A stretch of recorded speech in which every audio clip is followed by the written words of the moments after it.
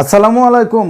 পাকিস্তানি সমর্থকরা এখন প্রার্থনা করছে যেন আগামীকাল সারাদিন বৃষ্টি হয়, যেন একটা বলও রাওয়ালপিন্ডির মাঠে না গড়ায়। কি চমৎকার একটা দিন কাটালো বাংলাদেশ দল। 143 রান দূরে আছে জয়ের থেকে, আর মাত্র 143 রান করলেই প্রথমবারের মতো টেস্ট ক্রিকেটে পাকিস্তানকে হোয়াইট ওয়াশ করতে পারবো আমরা, তাও আবার পাকিস্তানের বাড়িতেই, নিজের মাঠে। ভাবা যায়, আসলেই ভাবা যায় না, অনেক কিছুই ঘটেছে এই টেস্টে।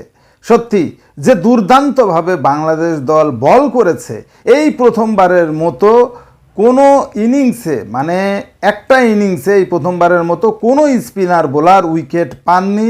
10টা উইকেটই পেস বোলাররা নিয়েছেন। কি চমৎকার, কি সুন্দর! এই ধরনের চিত্রই আমরা আসলে দেখতে চাই। হাসান মাহমুদ যে কাজটা করেছেন, প্রথমবারের মতো ফাইফার পেয়েছেন। ফাইফার পাওয়ার পর তিনি সিজদায় রত হয়েছেন, সে দৃশ্যটা সত্যি দেখার মতো। রানার বল তো মানে ধুকে ধুকে মরেছে পাকিস্তানের ব্যাটসম্যানরা। রেজওয়ান বাবরের মতো ব্যাটসম্যানরা কুপঘাত হয়ে গেছেন, বুঝতেই পারেননি যে কি দুর্দান্ত পেচে তিনি বল করেছেন। 4টা উইকেট তিনি দখল করেছেন, আর একটা উইকেট নিয়েছেন আমাদের আরেক তারকা পেসার তাসকিন। এই নিয়ে মোট 10টা উইকেট কিন্তু ধসিয়ে দিল পাকিস্তানের দ্বিতীয় ইনিংসকে। মাত্র 172 রানের ভেতরেই গুটিয়ে গেল পাকিস্তান। 184 রানের লিড পায় তারা। 185 রানের টার্গেটে ব্যাট করতে নেমে সাদমান এবং জাকির যেটা করেছেন সত্যি অসাধারণ। 42 রান করেছেন মাত্র 7 ওভারে, অর্থাৎ 42 বলে 42 রান তুলেছেন তারা। কোনো উইকেট তো পড়েইনি, বেরসিক বৃষ্টি বাধা দিল। সেই কারণেই জয়টা আজকে বাংলাদেশ তুলতে পারল না যে রিদমে ছিল। আমার মনে হয় 2 ঘন্টা যদি খেলা হতো, কোনোভাবেই পাকিস্তানের পক্ষে এই লজ্জা এড়ানোর কোনো সুযোগ ছিল না। দুর্ভাগ্য পাকিস্তানের, দুর্ভাগ্য শান মাসুদের। আমার তো মনে হয় এই টেস্ট সিরিজ পরে শান মাসুদের কাছ থেকে ক্যাপ্টেন্সিটা চলে যাবে। ক্যাপ্টেন্সিটা আর তিনি ধরে রাখতে পারবেন না, কারণ পাকিস্তানের এইসব ইতিহাস আমরা জানি। যখনই একটা সিরিজ তারা খারাপ খেলে তখনই তাদের এই অবস্থা হয়। টেস্ট চ্যাম্পিয়নশিপের অন্তর্ভুক্ত এই ম্যাচ, এবং এই ম্যাচের যে গুরুত্ব, এই গুরুত্ব অনেক বড় বাংলাদেশের জন্য। প্রথম ম্যাচটা আমরা জিতেছি, জিতে একটা পর্যায়ে চলে গেছি। এখন এই ম্যাচটা যদি আমরা জিততে পারি, টেস্ট চ্যাম্পিয়নশিপে আমাদের অবস্থান কিন্তু 4-এ চলে যাবে ভাই। চিন্তা করতে পারছেন, যেখানে পাকিস্তানের মতো দল নিচের সারিতে আছে, ওয়েস্ট ইন্ডিজের মতো দল নিচের সারিতে আছে। সবথেকে বড় ব্যাপার যে বাংলাদেশ দল যে ঘরের মাঠের বাইরেও ভালো খেলতে পারে, সেইটার প্রমাণ তারা দেখিয়েছে। এবং পাকিস্তানিদের মুখে কোনো কথা নেই, পুরো কুলু পেটেছে তারা।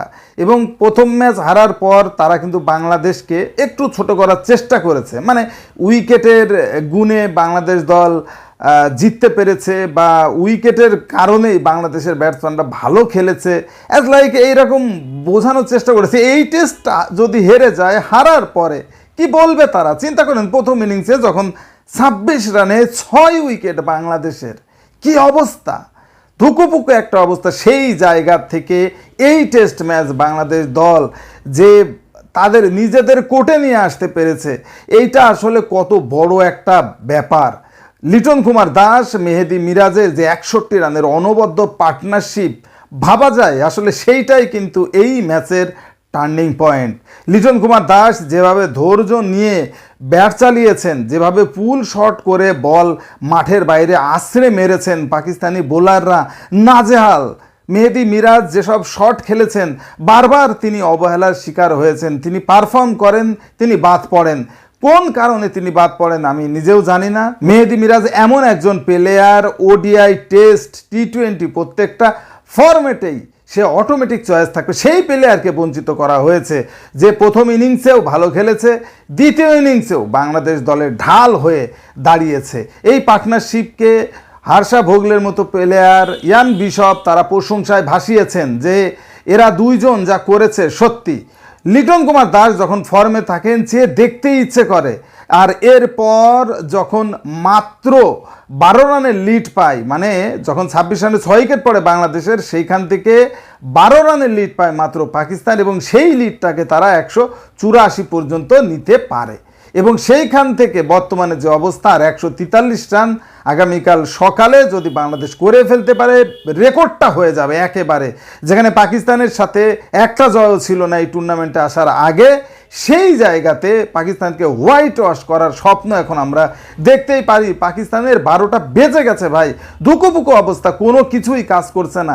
বিশেষ করে জাকির যেভাবে ওয়ানডে স্টাইলে ব্যাটিং করেছে না, 2টা ছক্কা মেরেছেন তিনি আজকে, এই 42 রানের ভেতরে 2টা ছক্কা তিনি মেরেছেন। এমন একটা ব্যাপার, আজকেই মেরে ধরে ম্যাচটা জিতে ফেলতে হবে। কিন্তু ওই যে প্রকৃতির যে একটা বিচার সেইটা আছে।